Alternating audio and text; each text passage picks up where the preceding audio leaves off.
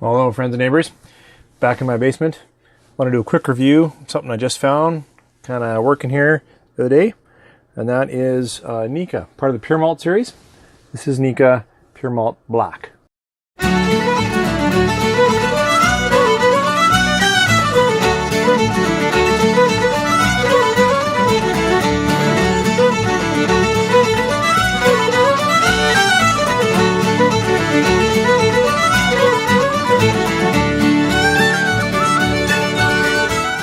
All right, well, thanks for joining me here in the basement.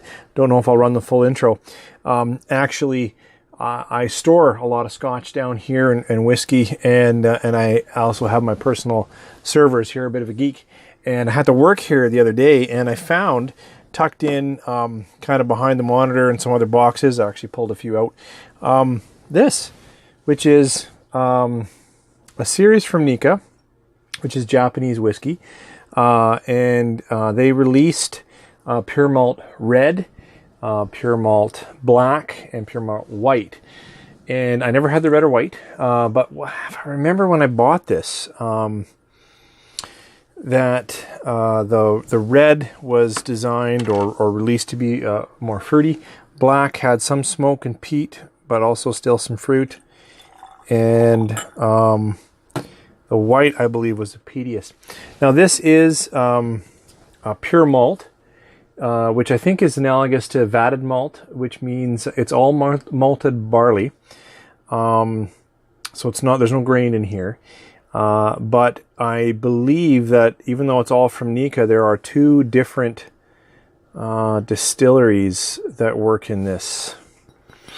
Not a Japanese whiskey expert, but I'll put it down below. I'll do some quick research because I'll get it wrong. I feel like Yoshi, or it's not Yoshi from Super Mario, but Yoshi, or I don't know. There's one of them is that, and the other one starts with an M. But I'll put their names down below.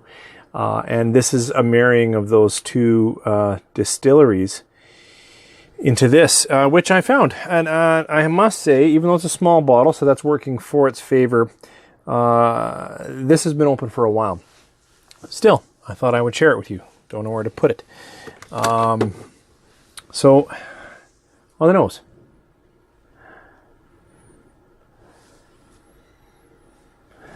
Huh. So I find this nose, memory tells me it's smoky. Today, possibly because it's been sitting there in an open bottle for some time, there's a gentle smoke and a little bit of peat. And for peat, I mean, there's a bit of an earthy quality to it. But the fruit is... The fruit's there. More like it's going for a raisin, but something juicier than that.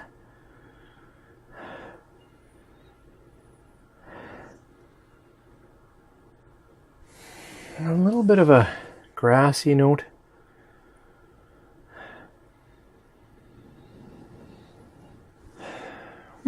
But nose is decent, and especially the little bit of smoke in it, I like that. And peat like vegetable peat or a heathered peat or a lighter peat. We're not in any kind of creosote, ash, campfire. We're not there at all. A little bit of smoke and a little bit of enticing. Maybe it's the grassy note more to it than peat, with some fruit. Want to taste?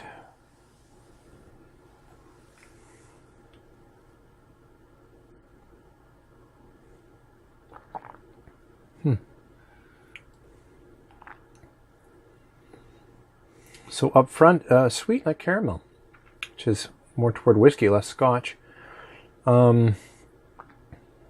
Spicy notes come up pretty quick. It's a little bit of like pepper, like a white pepper. Oak is there.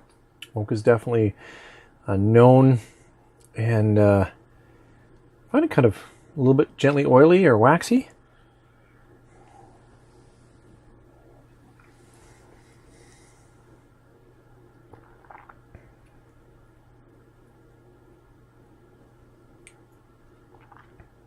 And on the finish or the back end of the palate, tough to say.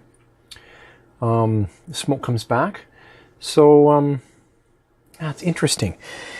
Now, if I look at my notes for when I did open this one, it was fresher. The smoky notes were stronger. So if you were to pick up a Pure Malt Black, it probably would be a bit smokier than I'm describing.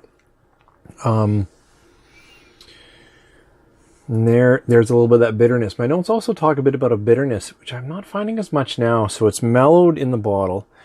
But I'd say the highs are not as strong either. This reminds me a little bit of Highland Park, which I happen to have handy. I don't have another Glencairn because there wasn't really. I threw on my tasting jacket because I keep that in the basement, and thought, oh, I'll share just some thoughts. So always keep a tasting glass nearby. I should keep a Glencairn down here. I don't know why. Oh, I have new ones. Anyways.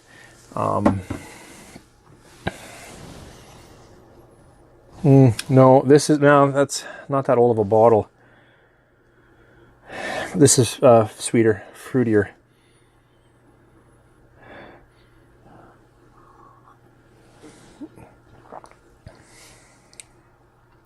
More peat. Yeah.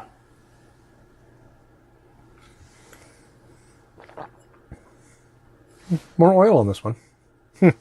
Well, so my thoughts on Pure Malt Black. I remember when I first picked it up, I didn't see any of their coffee malt, coffee blend, coffee whiskey. I can't remember what they call it.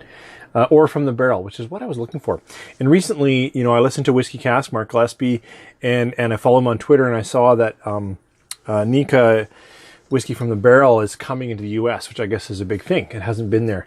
And I really think I haven't had that. That's what I was going for when I picked this up. I don't know if it was pricier or why I ended up walking out the store with this bottle, but I think from what I read, that might be that is a better expression from these guys.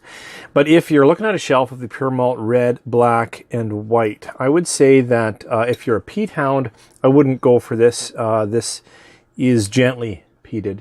And I would suggest almost more smoked, although it's lost some of that smoke for me in this bottle. But there's still a fruity quality to it. It's not outstanding.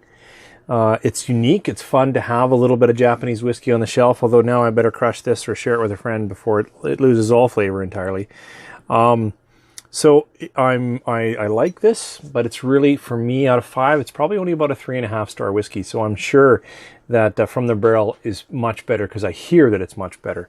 But the Pure Malt Black, certainly if you like a little bit of gentle smoke, but still some sweetness from fruit, you might find it interesting.